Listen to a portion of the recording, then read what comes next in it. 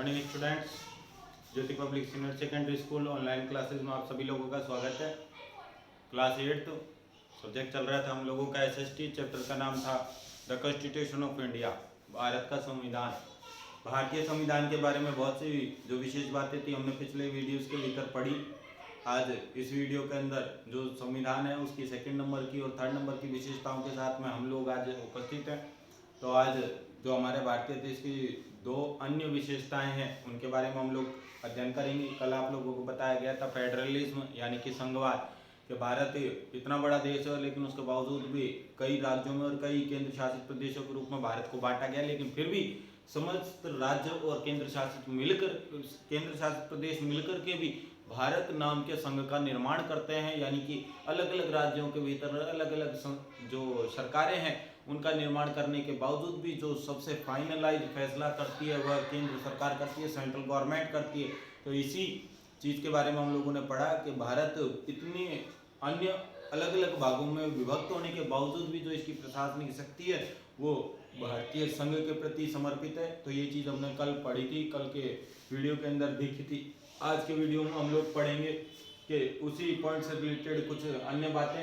तो देखें कि the states in the union of India derive their power from the constitution. कहा जाता है कि भारतीय संघ के जो राज्य हैं उनको जो भी शक्ति प्राप्त हुई है वो भारतीय संविधान के हिसाब से प्राप्त हुई है। यानी कि भारतीय संविधान ने ही भारत के राज्य, केंद्र शासित प्रदेशों और भारतीय संघ को सभी को शक्तियां प्रदान कर दी है। भारत के संविधान के हिसाब से ही इन सबको अपनी अपनी शक्तियां मिली है और उन शक्तियों का प्रयोग भी जो है वो भारतीय संविधान के दायरे के भीतर ही रह करके वे कर सकते हैं। द कॉन्स्टिट्यूशन आल्सो प्रोवाइड्स, कि जो हमारे देश का संविधान है वह यह भी प्रदान करता है, यह फैसिलिटी भी देता है that in case of conflict और emergency the affairs of states can be controlled by the central keeping in mind national interest. अब कहा जाता है कि कई बार राज्यों के भीतर, केंद्र शासित प्रदेशों के भीतर ऐसी स्थिति पैदा हो जाती है कि संघर्ष की स्थिति पैदा हो जाए या कोई आपातकाल की स्थिति पैदा हो जाए, तो ऐसे मामलों में राज्यों के जो कोई भी विषय होता है, राज्यों के जो प्रशासन होता है, राज्यों का जो मामला है वह केंद्र सरकार को सौंप दिया जाता है या केंद्र सरकार उन राज्यों की सरकार को प्रशासन का कार्य जो है वो अपने हाथों में ले लेती है। किस बात को ध्यान में रखते हुए? समस्त देश के हितों को ध्यान में रखते हुए। यानी कि कभी राज्यों के भीतर ऐसी स्थिति पैदा हो जाए कि लड़ाई छिड़ जाए, कोई दंगा छिड़ जाए, कोई संघर्ष की स्थिति पैदा हो जाए या कोई आपातकाल लग जाए, तो ऐसी स्थिति के अंदर जो सेंट्रल गवर्नमेंट रहती है वह पूरा का पूरा राज्य के प्रशासन को अपने ऊपर ले लेती है और केंद्र सरकार ही फिर राज्य सरकार को एक तरफ रख करके केंद्र सरकार ही उस राज्य के लिए सारे नियम कानून बनाने लग जाती है। राज्य सरकार के प्रशासन की जितनी भी शक्तियां होती है वो सब अनदेखा कर दिया जाता है उन्हें, और केंद्र सरकार ही क्या करती है कि उस राज्य के लिए नियम बनाती है, उस राज्य के प्रशासन का भलीभांति संचालन करती है। अब हम बात करते हैं पार्लियामेंट्री फॉर्म ऑफ गवर्नेंस, यानी कि प्रशासन का संसदात्मक रूप। अब भारत के भीतर जो प्रशासन चलता है वह संसद के अकॉर्डिंग चलता है, संसद के अनुसार चलता है। अब एक नया वर्ड आपको सुनने को मिल रहा है कि पार्लियामेंट। पार्लियामेंट का मतलब क्या होता है? पार्लियामेंट का मतलब होता है संसद, और संसद का मतलब क्या होता है ये बात हम लोगों को अच्छी तरह से पता होना चाहिए कि पार्लियामेंट का मतलब होता है संसद, और संसद के भीतर जो काम करने वाले ये नियुक्त हुए व्यक्ति हैं उनको हम लोग सांसद कहते हैं। अंग्रेजी में इन्हें एमपी कहा जाता है, और एमपी की जो फुल फॉर्म होती है वो होती है मेंबर ऑफ पार्लियामेंट, यानी कि सांसद। तो इन सांसदों का जो चुनाव है वो जनता के द्वारा प्रत्यक्ष रूप से किया जाता है लोकसभा के भीतर, लेकिन राज्यसभा के भीतर इनका निर्वाचन की जो प्रक्रिया है वो अलग होती है।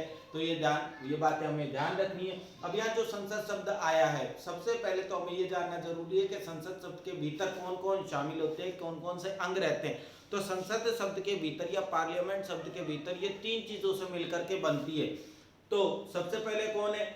लोकसभा। सेकंड नंबर पे कौन है? राज्यसभा। और थर्ड नंबर पर कौन है? प्रेसिडेंट। जब इन तीनों को सम्मिलित रूप से देखा जाता है तो इस पूरे संगठन का नाम ही क्या होता है? पार्लियामेंट होता है। ये बात ध्यान रखना है कि पार्लियामेंट का मतलब है कि लोकसभा, राज्यसभा प्लस प्रेसिडेंट, तीनों को मिला करके संसद का नाम दिया जाता है। तो भारत के अंदर जो प्रशासन चलता है वह संसद के रूप या संसदात्मक रूप के आधार पर चलता है, यानी कि भारत में जो भी नियम कानून वगैरह बनेगा वो संसद की परमिशन के बगैर लागू ही नहीं हो सकता। This arrangement has the people electing their representative to the parliament। तो कहा जाता है कि ये जो संसदात्मक व्यवस्था है वह जनता को पार्लियामेंट के लिए अपने प्रतिनिधि चुनने की व्यवस्था करती है। आगे कहा जाता है चाहे वो सेंट्रल लेवल पर हो चाहे वह यूनियन लेजिस्लेचर संघात्मक विधान मंडल के लिए ही चुने जाएं। तो कहने का मतलब है संसदात्मक व्यवस्था में यही रहता है कि जो जनता है वह संसद के प्रतिनिधियों का चुनाव करती है प्रत्यक्ष निर्वाचन के माध्यम से।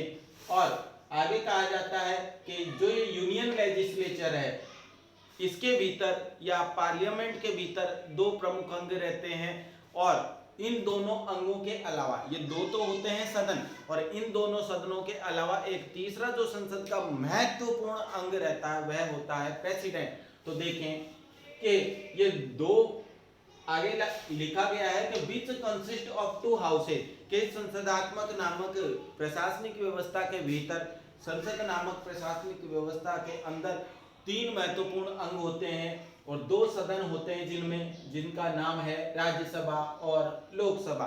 अब ये जो राज्यसभा है लोकसभा है इसका विस्तृत अध्ययन आप इन लेसनों के भी जो पॉलिटिकल साइंस के लेसन उनके भीतर आप पढ़ने को मिलेगा।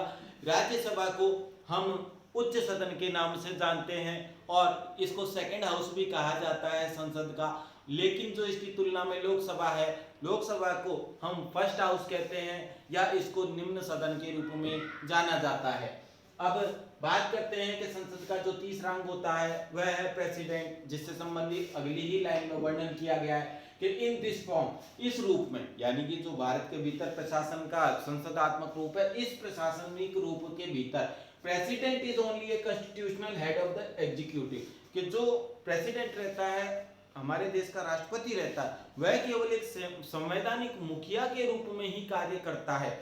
यानी कि हमसे यदि कोई ये सवाल पूछ लिया जाए कि भारत के भीतर सबसे बड़ा जो संवैधानिक पद है संवैधानिक मुखिया है वह कौन है, तो हमें आंसर पता होना चाहिए। तो इसका जो जवाब है वो होगा राष्ट्रपति प्रेसिडेंट, ये इसका जवाब होगा।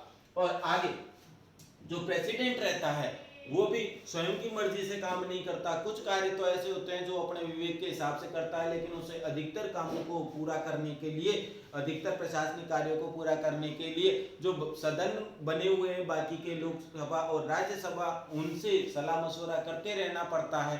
तो वही बात आगे कही गई है कि who acts only with the aid and advice of the real political executive, आगे कहा जाता है जो कि वास्तविक राजनीतिक कार्यपालिका होती है उसकी मदद और सलाह के आधार पर कार्य करता है।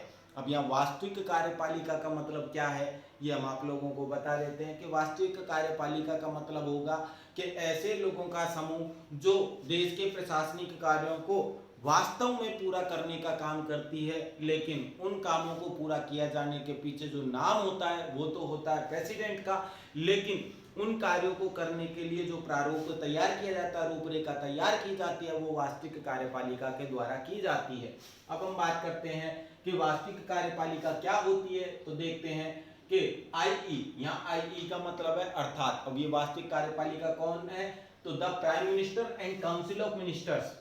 अब वास्तविक कार्यपालिका का मतलब है कि जो संसद के अंदर बैठने वाले मंत्री लोगों की परिषद है वह और प्रधानमंत्री स्वयं, ये देश के संवैधानिक पद को तो धारण करते ही हैं, लेकिन वास्तव में मुख्य कार्यपालिका के प्रमुख अंग रहते हैं। यानी कि मुख्य कार्यपालिका में कौन कौन शामिल है, एक तो प्रधानमंत्री और एक उसकी मंत्री परिषद। तो मंत्री परिषद प्लस प्रधानमंत्री जो है ये दोनों के दोनों रियल एग्जीक्यूटिव के भीतर शामिल किए जाते हैं और देश के किसी भी प्रशासनिक कार्य को पूरा करने के लिए इन दोनों की सलाह मशवरा बहुत जरूरी होता है देश के भीतर किसी भी नियम कानून को लागू करने के लिए, जो कि प्रेसिडेंट के नाम पर लागू किए जाते हैं, प्रेसिडेंट के द्वारा जिन्हें फाइनल ऑथराइज किया जाता है।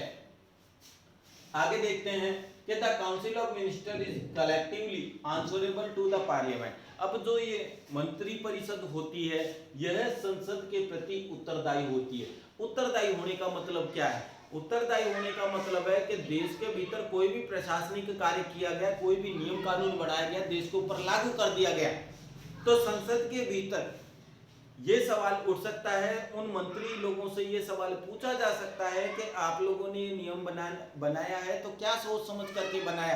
संसद को इस बात का पूरा अधिकार है कि वे मंत्री परिषद से ये सवाल कर सकें कि आपने कोई नियम बनाया है तो किस कारण से बनाया है, इसका क्या रिजल्ट निकलेगा और क्या सोच समझ करके आपने इस कानून को तैयार करा है। तो उस विषय के ऊपर सवाल पूछे जा सकते हैं, उस विषय से संबंधित उसकी प्रशंसा की जा सकती है, या किसी नियम कानून जो कि जनता के हित में नहीं है तो उसकी बुराई भी की जा सकती है, उसकी निंदा भी की जा सकती है। तो इसलिए जो मंत्री परिषद होती है वह पूरी तरह से संसद के प्रति उत्तरदायी होती है।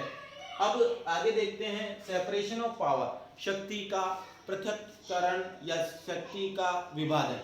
अब भारत के अंदर पिछले वीडियो में यह बात बताई गई थी कि जो आपका वीडियो है इसके भीतर आपको यह बताया गया था कि शक्ति का पृथक्करण से मतलब क्या है। शक्ति के पृथक्करण से मतलब यह है कि जो भारत के अंदर प्रशासनिक शक्ति है वो केंद्र सरकार ने अलग अलग राज्यों और केंद्र शासित प्रदेशों के माध्यम से विभक्त की है, ताकि इतने बड़े देश के भीतर जहां इतनी बड़ी जनसंख्या निवास करती है वहां के सभी समस्त प्रशासनिक कार्यों को अच्छे से पूरा किया जा सके।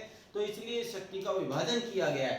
लेकिन इस शक्ति का विभाजन होने के पश्चात भी लेकिन देश में कभी आपातकाल की स्थिति पैदा हो जाए, देश के अंदर कभी संघर्ष की स्थिति पैदा हो जाए, युद्ध की स्थिति पैदा हो जाए, तो फाइनलाइज सबसे अंत में जो शक्ति काम करेगी वो सेंट्रल गवर्नमेंट की शक्ति काम करेगी। किसी भी राज्य सरकार की जो शक्ति है वह समाप्त कर दी जाएगी और आदमी के जो मूल कर्तव्य और नैतिक अधिकार है उनका भी वहां पर उनको भी नेग्लेक्ट कर दिया जाएगा, अनदेखा कर दिया जाएगा। अब देखते हैं सेपरेशन ऑफ पावर्स के बारे में कि द इंडियन कॉन्स्टिट्यूशन डिफाइन कि जो भारतीय संविधान है वो क्या करता है कि वर्णन करता है, परिभाषित करता है 3 organs of the government of India. Bharat की सरकार के 3 अंगों के बारे में हमारे देश का संविधान वर्णन करता है। अब यहां हमको ये बात समझनी कि 3 अलग अलग अंगों के बारे में 2 संस्थाओं के बारे में बताया गया, यानी कि 2 संस्थाओं के अलग तीन अलग अलग अंग हैं। कौन से? तो सबसे पहली संस्था तो बताइए आपको संसद। संसद के 3 अंग कौन से हैं ये हमें याद रखना है। संसद के 3 अंग जो हैं वो हैं सबसे पहले लोकसभा, दूसरा राज्यसभा और तीसरा प्रेसिडेंट यानी कि राष्ट्रपति। ये 3 अंग तो हैं जो हैं किसके? हमारे देश की संसद के। लेकिन यदि हम सरकार की बात करें तो सरकार शब्द के भीतर भी 3 अंग होते हैं, भारतीय सरकार के भी या किसी भी सरकार के। पहला लेजिस्लेचर, दूसरा एग्जीक्यूटिव और तीसरा जुडिशियरी। तो ये 3 अंग जो होते हैं वो सरकार के होते हैं। तो इस सरकार के 3 अंगों के बारे में यहाँ पर वर्णन किया गया और इन तीनों ही अंगों को विशेष कार्य प्रदान किए गए, विशेष शक्तियां प्रदान की गई। तो जो हमारे पास में लेजिस्लेचर रहता है, हिंदी में इसका नाम होता है विधायिका या विधानमंडल, और इसका प्रमुख कार्य जो होता है वो होता है कानून बनाने का, यानी कि देश के भीतर या किसी राज्य के भीतर, क्योंकि लेजिस्लेचर जो है स्टेट लेवल पर भी होती है, सेंट्रल लेवल पर भी होती है। तो इसका जो मेन काम रहता है विधायिका, नाम से ही पता लग रहा है विधायिका या विधानमंडल। तो विधानमंडल शब्द बनाया, विधायिका बनाया, ये बना विधि से, और विधि शब्द का हिंदी में अर्थ होता है कानून। तो इनका जो मेन काम है वो है सिर्फ कानून बनाने का। कोई भी नियम बनाते हैं, कोई भी कानून बनाते हैं तो वो विधायिका के द्वारा तैयार किया जाता है। अब हम बात करते हैं एग्जीक्यूटिव की। एग्जीक्यूटिव का मेन काम, यानी कि हम ये कह सकते हैं कि सरकार का जो सबसे प्रमुख अंग है वो है ही एग्जीक्यूटिव, क्योंकि इसी का काम ये है कि जो विधायिका के द्वारा या विधानमंडल के द्वारा जो नियम तैयार किए गए हैं उनको पूरे देश के भीतर लागू करने का काम करती है, तो वो एग्जीक्यूटिव करती है। और सबसे लास्ट में हम बात करते हैं जुडिशियरी की। तो जुडिशियरी का मतलब होता है न्यायपालिका। अब विधायिका ने कानून बनाने का काम खत्म किया, विधानमंडल ने अपना कानूनी नियमों को बना दिया, उसके बाद में हम बात करते हैं कि जो हमारे पास में कार्यपालिका होती है उसने उस नियम को, कानून को बना करके उसको फॉलो करने के लिए कह दिया। लेकिन सबसे महत्वपूर्ण बात यह है कि यदि मान लीजिए किसी व्यक्ति विशेष के द्वारा इन नियमों को फॉलो नहीं किया जा रहा है तो ऐसी स्थिति में दंड देने का अधिकार किसको है? तो ये सबसे बड़ा जो सजा देने का अधिकार प्रदान किया गया है, ये जुडिशियरी को प्रदान किया गया है। तो इस प्रकार से सरकार के 3 अंग हैं। तो पहले का नाम है लेजिस्लेचर, दूसरे का नाम है एग्जीक्यूटिव और तीसरे का नाम है पार्लियामेंट, सॉरी जुडिशियरी। पहले का नाम है लेजिस्लेचर, दूसरे का एग्जीक्यूटिव, तीसरे का जुडिशियरी। यानी कि पहले का नाम विधानमंडल या विधायिका, दूसरे का नाम कार्यपालिका और तीसरे का नाम है न्यायपालिका। तो तीनों के अलग अलग कार्य हैं। अब देखिए यहाँ पर क्या होता है कि यहाँ लोकसभा और राज्यसभा दोनों के गठन की प्रक्रिया बताई गई है। कितने कितने सदस्य दोनों सदनों के भीतर होते हैं, ये चीज हम लोग देखते हैं। तो देखिए नॉर्मली हमारे देश के भीतर ये संविधान में वर्णन किया गया है कि लोकसभा जो है उसकी अधिकतम संख्या है 552 हो सकती है, यानी कि 552 सर्वाधिक संख्या हो सकती है, लेकिन एट प्रेजेंट में 245 है। अब आपको ये समझना है कि 245 का डिवाइडेशन कैसे होगा या 552 का डिवाइडेशन कैसे होगा, तो आप लोगों को अच्छे से समझा देते हैं। ये बात देख लीजिए।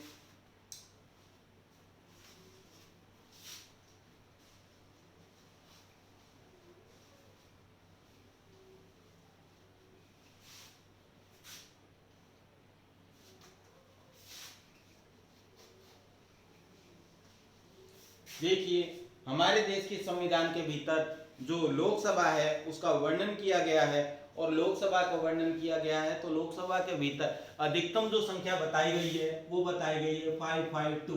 तो ये लोकसभा के भीतर है, ध्यान रखना है हम सभी को। अब लोकसभा को हम फर्स्ट हाउस भी कहते हैं, और फर्स्ट हाउस के साथ साथ इसका नाम लोअर हाउस भी होता है। तो इसको लोअर हाउस भी कहते हैं, निम्न सदन भी कहते हैं, प्रथम सदन भी कहते हैं इसे। तो ये लोअर हाउस के नाम से कहलाता है। 552 की जो है ये मैक्सिमम मेंबर संख्या हो सकती है, मैक्सिमम मेंबर्स की संख्या आपको बताया गया है। अब हम बात करते हैं ये 552 का जो डिवाइडेशन है वो कैसे हुआ। तो देखिए 552 के भीतर 530 प्लस 20 प्लस 2 इस तरीके से इसका डिवाइडेशन किया गया है। अब आप सोच रहे होंगे कि 552 में ये 3 अलग अलग चीजें क्या हमने बांटी है, तो देखना है 530 लोग जो हैं ये सभी स्टेट से डायरेक्ट जनता के द्वारा चुने जाते हैं। यानी कि हमारे देश के भीतर जितने भी राज्य हैं सभी राज्यों से 530 लोगों को डायरेक्ट चुनाव के द्वारा जनता के द्वारा चुना जाता है, अपने प्रतिनिधियों को, और लोकसभा में भेजा जाता है। जैसा कि आप जानते हैं राजस्थान के भीतर भी 25 जो सांसद हैं लोकसभा के, लोकसभा सांसद हैं वो हमारे राजस्थान से चुने जाते हैं। तो 530 लोग तो चुने गए स्टेट से। उसके बाद जो ये 20 हैं ये यूटी से सेलेक्ट किए जाते हैं। यूटी का मतलब होता है यूनियन टेरिटरी, यानी कि केंद्र शासित प्रदेश। तो केंद्र शासित प्रदेश जो है हमारे देश में, जैसे दिल्ली है या हमारे पास दमन दीव है, दादर नगर हवेली है, इन सभी से इनका सिलेक्शन होता है। तो 20 लोग इन केंद्र शासित प्रदेशों से सेलेक्ट किए जाते हैं। और हम बात करते हैं सबसे लास्ट में इन 2 की। तो ये 2 कौन रहते हैं, इनका चुनाव नहीं किया जाता है, इनको नॉमिनेट किया जाता है। और नॉमिनेट करने वाले जो होते हैं वो हमारे देश के प्रथम नागरिक राष्ट्रपति जी होते हैं। तो राष्ट्रपति जी के द्वारा इनका मनोनयन करा जाता है, इनको नियुक्त किया जाता है, इनका नाम आगे रखा जाता है। और ये जो 2 लोग हैं ये कौन होते हैं, तो ये एंग्लो इंडियंस होते हैं, आंग्ल भारतीय लोग होते हैं। ये बात हमें ध्यान रखना है। 530 लोग तो स्टेट से चुने गए, 20 लोग जो हैं वो यूनियन टेरिटरी से चुने गए, और 2 लोग जो बचे वो कौन होते हैं, एंग्लो इंडियन होते हैं। तो लोकसभा में इस प्रकार से डिवाइडेशन किया जाता है। टोटल यदि आप करते हैं तो 552 आता है। लेकिन मान लीजिए कि यदि 545 की संख्या है तो फर्क क्या पड़ेगा, देखते हैं कि 530 जो लोग हैं ऐसी स्थिति में फर्क क्या पड़ेगा कि यदि मान लीजिए 545 की संख्या है एट प्रेजेंट में, तो जो हमारे स्टेट के हैं कैंडिडेट, तो स्टेट के कैंडिडेट में कोई डिफरेंस नहीं आएगा, वो उतने ही लोग सेलेक्ट किए जाएंगे जितने होते हैं। लेकिन जो डिफरेंस होगा वो यूटी से हो जाएगा। तो यूटी के अंदर हमें क्या करने हैं कि एक जो बाकी के बचे एंग्लो इंडियन, तो ये इनकी भी संख्या में कोई परिवर्तन नहीं होगा। लेकिन जो हमारे यूनियन टेरिटरी है उनसे इनका सिलेक्शन करवाया जाएगा।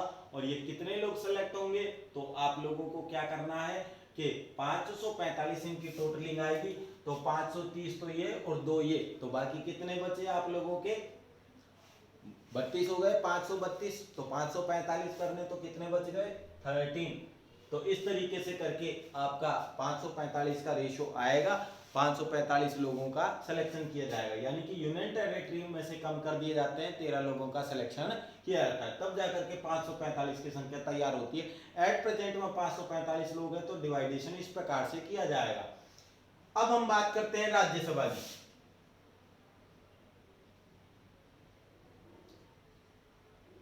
राज्यसभा का भी अपने आप में 2 नाम होते हैं। जैसे कि हमने जाना कि लोकसभा को फर्स्ट हाउस कहते हैं या लोअर हाउस कहते हैं, वैसे इसको हम सेकंड हाउस बोलते हैं।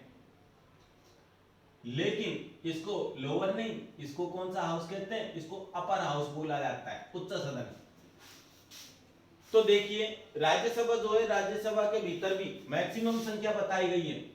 राज्यसभा के भीतर मैक्सिमम संख्या जो है वो हो सकती है 250, 250, ये मैक्सिमम संख्या होती है। लेकिन एट प्रेजेंट में 245 है। सबसे पहले हम डिवाइडेशन करके देख लेते हैं 250 का।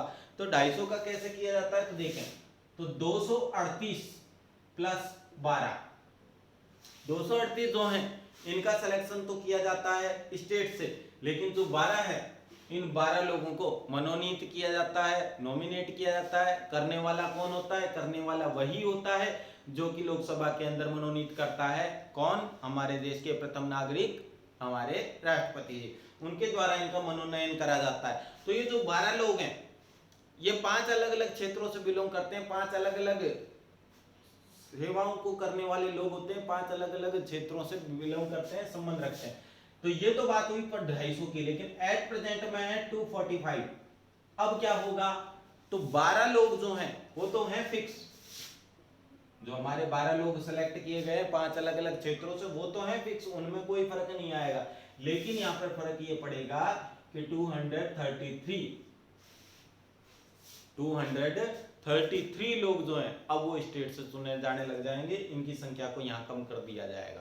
तो इस प्रकार से हम राज्यसभा और लोकसभा का डिवाइडेशन देखते हैं, कैसे कैसे यहाँ पर लोग चुने जाते हैं। अब ये जो यहाँ जैसा कि आप लोगों को बताया गया था कि जो 2 लोग थे ये थे एंग्लो इंडियन, लेकिन यहाँ पर जो ये 12 लोग हैं ये 5 अलग अलग क्षेत्रों से बिलोंग करते हैं। कौन कौन से होते हैं, जैसे आर्ट, लिटरेचर,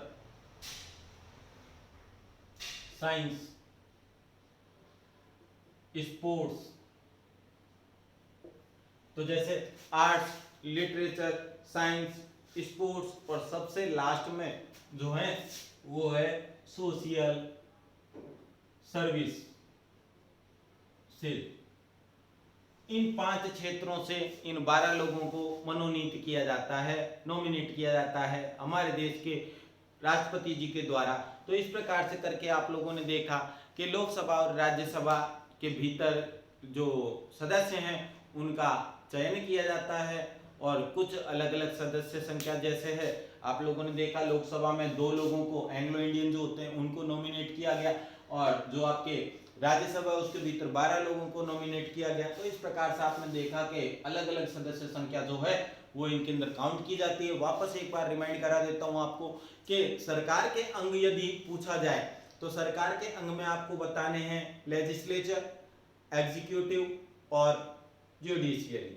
लेजिस्लेचर मतलब विधायिका या विधानमंडल, आपके पास पूछा जाए कि यदि एग्जीक्यूटिव कार्यपालिका और जुडिशियरी न्यायपालिका, और यदि आपसे पूछा जाए कि संसद के अंग कौन से हैं तो संसद के भी 3 अंग होते हैं, इनके नाम है लोकसभा, राज्यसभा और प्रेसिडेंट। तो आज के वीडियो में सिर्फ इतना ही आप लोगों को बताया गया है कि शक्ति का पृथक्करण किया गया है हमारे देश के संविधान के भीतर कैसे कैसे किया गया है। अब इससे रिलेटेड और जो विशेष बातें अब नेक्स्ट वीडियो के अंदर पढ़ेंगे। तो आज के वीडियो में सिर्फ इतना ही। वीडियो पसंद आया तो अधिक से अधिक इसे लाइक, सब्सक्राइब और शेयर कीजिए। तो थैंक यू, बाकी नेक्स्ट वीडियो में।